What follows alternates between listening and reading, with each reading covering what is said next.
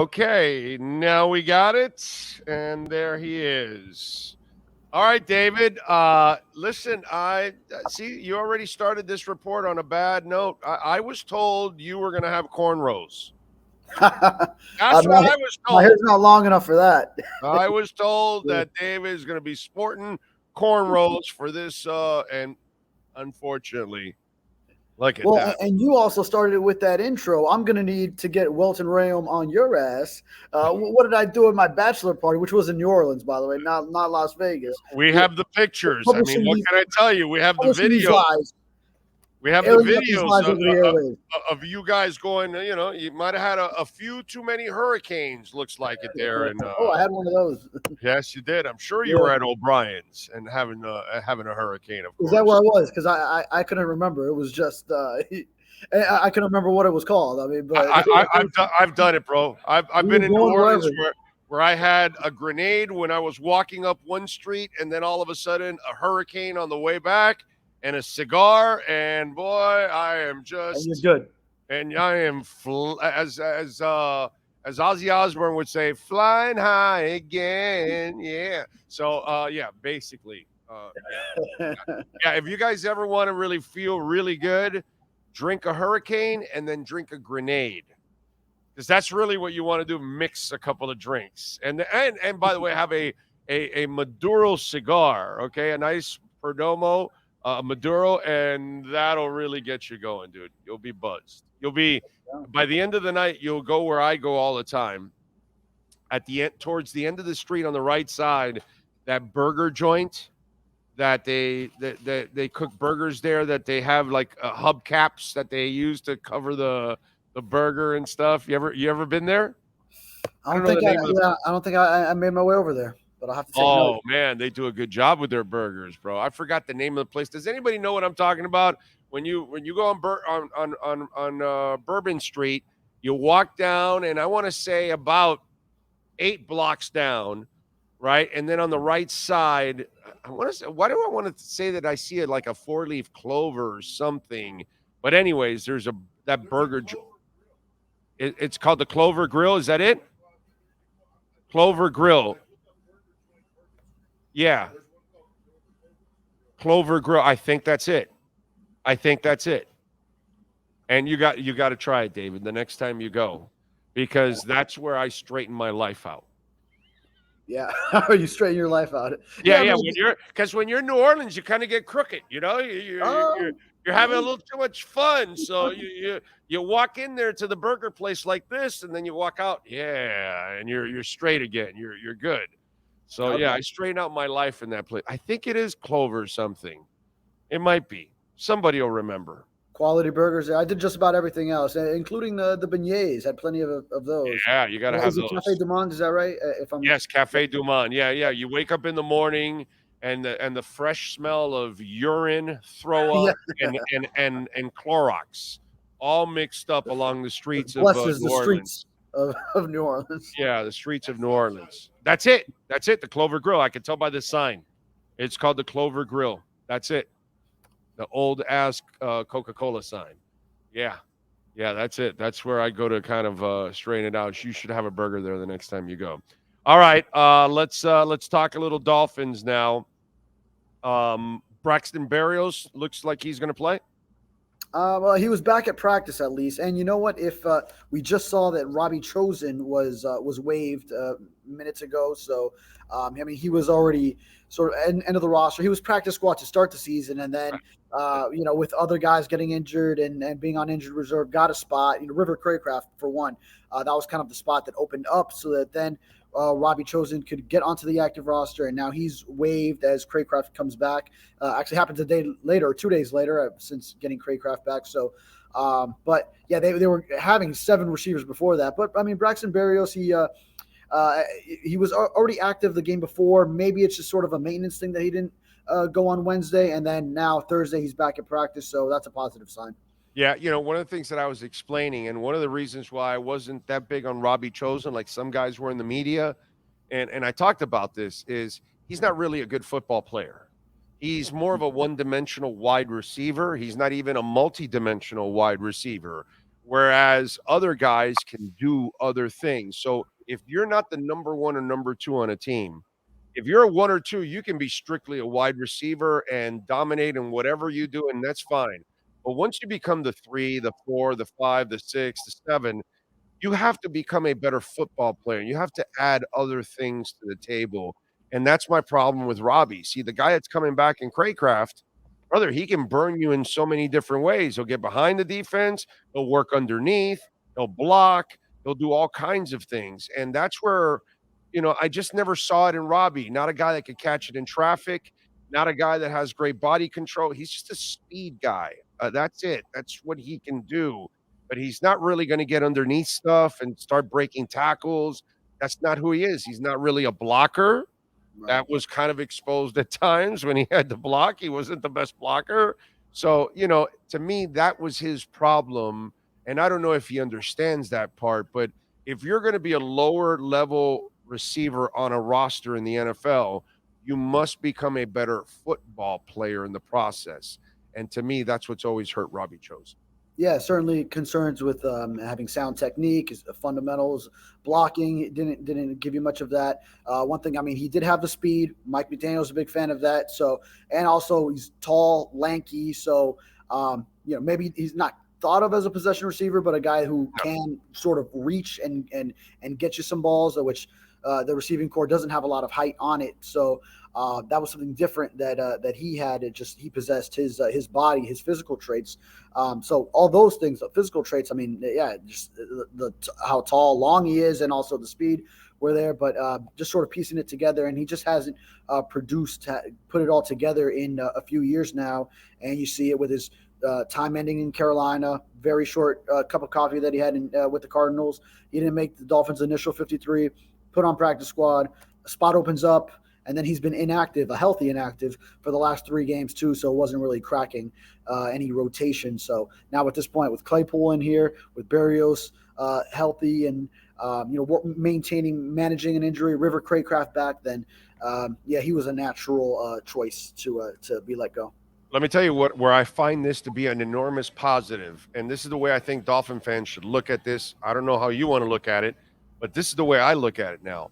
Now you have settled your third wide receiver. Now River comes back, and he is perfect, complementary to what you have and the speed you have with the other guys. Because he's such a good football player, he can do it all for you. Run the routes, be sometimes a guinea pig, be a blocker, whatever he has to do, he can help out, right? And then everybody else settles in kind of specialist roles, whether it's Berrios, whether it's Claypool, all these other guys can now kind of run. Cedric Wilson can run complementary roles to what maybe settles in as your top 3 with Craycraft, because he knows the system so well. Also, on top of all of that, I think he just becomes a real positive and a real calming addition for Tua. Yeah, and I would say it's still close with a lot of those guys for that third receiver. Maybe some matchups you just end up with one of the other guys. That's my point. Him. Yeah, so I wouldn't know if River Craycraft would be settled in as he will be number 3 over the other guys, but I mean, certainly some of the things Berrios can do, Claypool, if he just gets further incorporated, and even Cedric Wilson, you've seen him get more run recently. He was a big part of that Kansas City game, especially with Jalen Waddle a little dinged up. And but the difference is Craycraft reads the hot read and catches the ball where he's supposed to, instead of Cedric taking off. You now have a calming force now there at the number 3 spot, because he knows the offense so well. And the one thing we have watched for a year and a half, he has chemistry with Tua. He has good chemistry with Tua. That's why I think it kind of settles in where it's not that he'll be the dominant force, but he probably will get more snaps than everybody else by a little bit. But the other guys will be used in specialist ways, like for certain situations. And I think that's where it kind of settles in a little bit more. That's just me. He does have that chemistry with Tua, and it gives him an edge. Certainly his knowledge of the offense, going back with McDaniel and Wes Welker to time in San Francisco together. Yeah. Yep. Hunt doesn't look like this week, right? No. Yeah, after now missing the last two practices, and even when Mike McDaniel was calling it week to week instead of day to day, then that's probably a telltale sign. He doesn't give you too much on injury fronts as far as just looking beyond the given day, but when he starts saying week to week, then you figure it's probably not within that first week. So yeah, Hunt, it's probably going to be actually Liam Eichenberg told us, and we had seen before, but we kind of can't report it until it's sort of just said outwardly. But Liam Eichenberg has been working at right guard now, whereas he entered at left guard in the late in the game against Kansas City. Lester Cotton was at right guard then. So now it's looking like Liam Eichenberg, who says he's more comfortable on the right side, he's going to be working there as Rob Hunt and Rob Jones are still dealing with their injuries and not practicing. So we're looking at from left to right, Armstead, Cotton, Williams, Eichenberg, Jackson line from left to right. I thought it was interesting with Butch Berry's conversation today with you guys. And we look at it sometimes as a negative when guys are being moved around because they don't get to settle in. And Butch talked about how, yeah, it's good to settle in on one spot. And yeah, you do get to improve on one spot. But he felt like that Eichenberg and others will be, Cotton or whatever, will be better players by the more multifaceted that they are as players. Yeah, that's one thing. I mean, the cross training. So now Liam Eichenberg, who going back, I mean, he was a tackle prospect. Then rookie year, he's playing left tackle and right tackle. So he stuck to the outside of the line, and then moved to left guard for his second season. Gets injured there, and then now he's working cross training as the backup center. Ends up getting time there, and now actually right guard is the only position of the five on the line that he hasn't started at. Now we're 2.5 years in. We're halfway through his third NFL season. And if it goes the way it's looking, then he'd be in line to start at right guard. So now crossing off all five in short order here as a professional. So a little bit of both. I mean, obviously, if you are just excelling so much at one position, you're going to stay there, like the way Teron Armstead is a Pro Bowl left tackle, and that's what he is.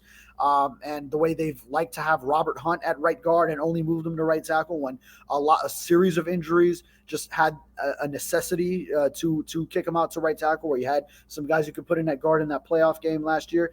So now for Liam Eichenberg, finding his home, searching for it. Now the newest venture is right guard for him. And let me tell you something. I know Liam hasn't found a home yet permanently, and I'm sure he would love to do that. But they just made him some money, because eventually, if he is a free agent, because he's played center and the guard spots and even tackle, he's going to be valuable. They're going to want him. You know what I mean? And if you watched him, he actually hasn't played bad as of late. He has become a better player than what you saw the first couple of years. So the improvement is happening with Liam Eichenberg. It might be a little late, but then again, it's not his fault. He didn't have the proper coaching early on. Last year, the poor kid had to deal with all the injuries. And now this year, he's starting to make some progress. Well, I mean, it's really may not all be his fault. You know what I'm saying? Now it might be the time where he starts to really turn the corner. And you just never know, dude. Liam Eichenberg might end up becoming a starter, if not here, somewhere else down the line. Yeah, and Butch Berry has prepared the guys on this line to be those versatile type of linemen, where the cross training has benefited guys, and with so much shuffling on the line, it's been beneficial to this group to have that experience at different positions. And he also related it to he has a young son, and he wants to get him involved in different sports, because the cross training can give you some of the skills that then I agree different sports. So on the line, he sees it the same way as an offensive line coach. He said that now time working at center, now that gives him certain skills that he wasn't going to ever find or discover at guard, but then now going back to guard that he could use to his advantage. So I found that pretty interesting. It's a tough question to ask. Now, you're one of the guys that would do it. I know I would do it if I was working on Okay, not that you're going to ask me. So something to ask a player. To ask Butch Berry. Oh, to ask Butch Berry. Yeah. We won't get him for a while now. I know. But my has, because I don't remember, I haven't seen anybody ask him this. he came in with a terrible reputation. Right. Things have gone really well for him. Why? What was it that didn't go well for him at the University of Miami? Didn't the thing in Denver? It didn't seem like positive things were coming out of Denver for him, and all of a sudden, I don't think anybody can say a bad thing about Butch Berry right now, especially with the production out of the offensive line and its backups. So I would be very intrigued to see how he answers that, because it was just kind of weird that the reputation has not followed the man right now. Yeah, I think he touched on it early in his tenure, maybe during training camp. Right, but nothing had happened then. You know what I'm saying? Right. Now, results yet? Yeah. That, It'd be good. I'm sure we get him another time in the season because there's still about half the year left. Assistant coaches, they're on a rotating schedule. We get the coordinators every week, but then the other assistant coaches just on a rotating schedule of 2 every week. So it kind of takes a while for one to get back in on the rotation, but we will get him before the end of the season. So especially if this narrative has continued and maintained itself, all year, then that would be something. I think it's cool for him, dude. Yeah, it's really cool for him because all the people that were talking shit about him and everything, and it wasn't well, and he didn't look good here, this, that. Well, that's not what's going on here. Hey, I haven't talked to my boy Greg Bedard, but he basically crapped on Isaiah Wynn, and he's like, "Yeah, no, Isaiah Wynn's just a guy. He'll never. These guys are going to start him. That's crazy." And Isaiah Wynn was playing his best football here. You know what I mean? And that's because, and I get Bedard's attitude because he covers the Patriots and he covered Dante Scarnecchia. And Scarnecchia is considered like the best offensive line coach in the history of the game, practically, or one of them. And so if Scarnecchia couldn't reach him, my God, nobody on the Dolphins will. You know what I mean? And so he's kind of also dispelled some of the things that he came with from New England. So I think there's a lot of pretty cool storylines in that sense. Look at Eichenberg and Jackson, dude. 2 guys that have shed a label also that were given to him. And maybe it was unfair because they didn't have the proper people around them to teach them. So I think it's actually interesting now that I think about it, all the people on the offensive line with those labels that they've had to shed.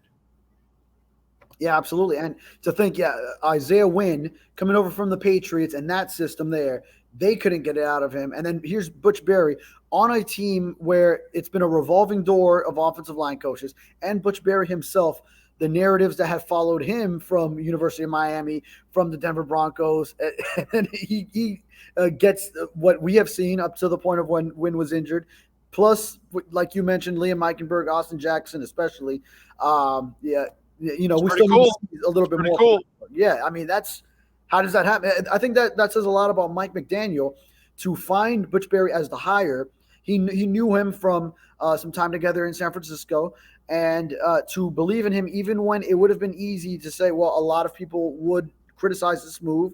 I'm going to go with my own conviction from what I know from knowing Butch Berry, and I'm going to bring him aboard, and I feel like it'll work, even if what he just put out in Denver was obviously, lack of a better word, a shit show.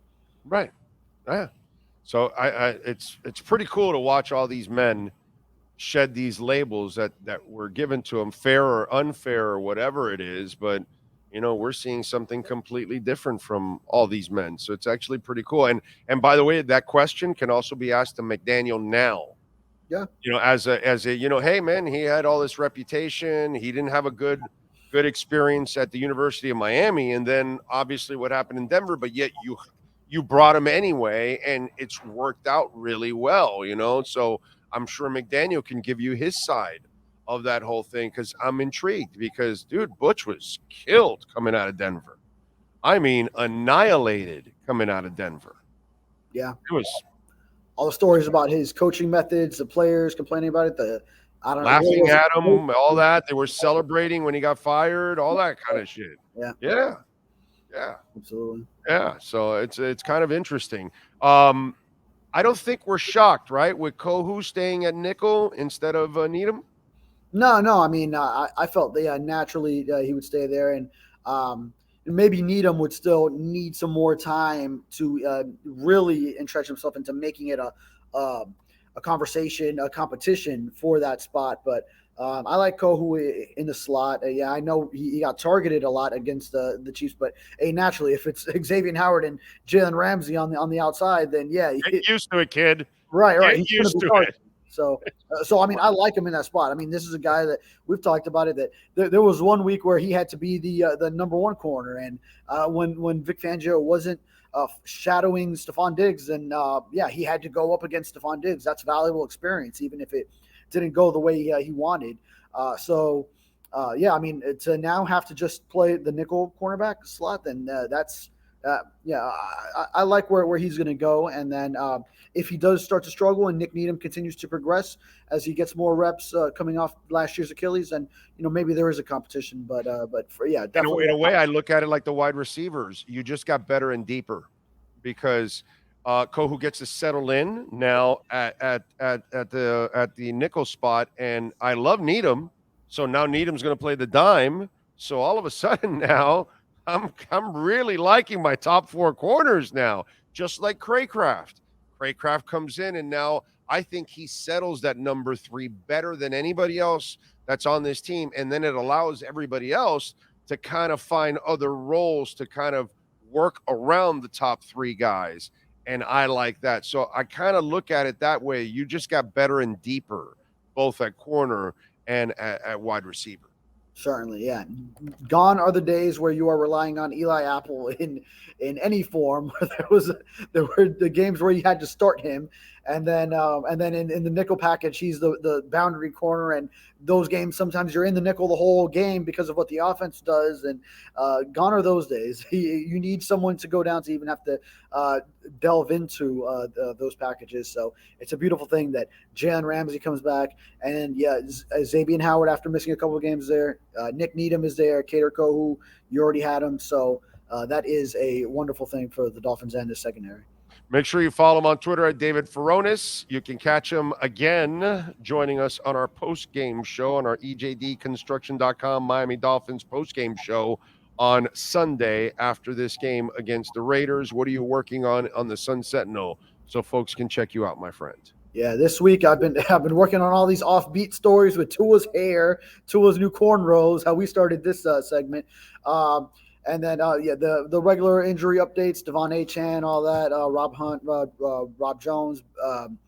Today, right now, I'm going to get back to writing this Tyreek Hill got married story. He spoke all about it in the locker room. And then tomorrow, I'm actually going to be focusing in on that offensive line. I thought about writing it today, but Tyreek Hill spoke, so drop everything and cover Tyreek Hill. So, yeah, maybe I do get that question to McDaniel, especially since we just had Butch Berry, and I'm saving some of the stuff that he mentioned today. So, what do you say about the Trayvon Diggs stuff? Trayvon Diggs, no one has. Who is it? Tyreek, you're asking, or yeah, Tyreek did he because he liked the tweet. So I'm wondering. No, when Trayvon said that 14's got to get up out of there, he was one of the guys that liked that tweet. Oh, I didn't. And so he's a fan of people that are outspoken. So I'm wondering if you guys asked him about that. No, we did not. Yeah, I personally did not even see that he had given it a like. Yeah. And now Trayvon then put out after yesterday. He put out that the quarterback didn't become a Pro Bowler until Big Bro got there. Right. Yeah, I saw those two. Yeah. Yeah. Only problem with that one is that he kind of left out that Stephon Diggs never made a Pro Bowl until he got to Buffalo. He kind of left that one out, Trayvon left out the facts. You got to be fair. The facts are that they both needed each other, actually. You know what I mean? Because he wasn't making Pro Bowls in Minnesota, especially, with pop gun arm Teddy Bridgewater. You're not really going to be making, I mean, Well, like the year they went to the NFC Championship game, Case Keenum, right? Yes. And then Diggs made that catch at the end of the Saints game. Yeah.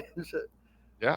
Exactly. So, kind of left that key point out. So I was wondering if you guys asked him about liking the Diggs tweet because Trayvon isn't talking. Stephon isn't talking this time.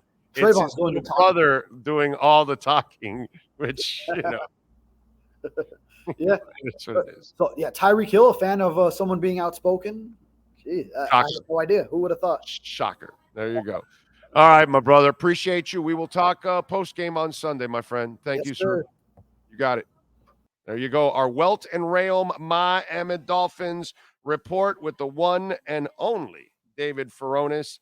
Bankruptcy, homeowner property damage, condo damage, criminal defense, business owner claims, commercial litigation, personal injury. Please call our friends at Welt and Rheaume, Jeff and Dan. They do an excellent job. And listen, maybe you had a slip and fall. Maybe you had an accident. Maybe you're dealing with some bankruptcy issues. Something. You think you have a case? Please call them at 954-966-4646. The consultation's completely free. Okay? So you're just going to call and find out and ask, do you have a case? They'll tell you, and then they can work on it and get you going like they did for us. And Progressive Insurance, boy, they got spanked by Jeff and Dan, and they got it done for us, and they can do it for you. So please call them 954-966-4646. Welt and Rheaume.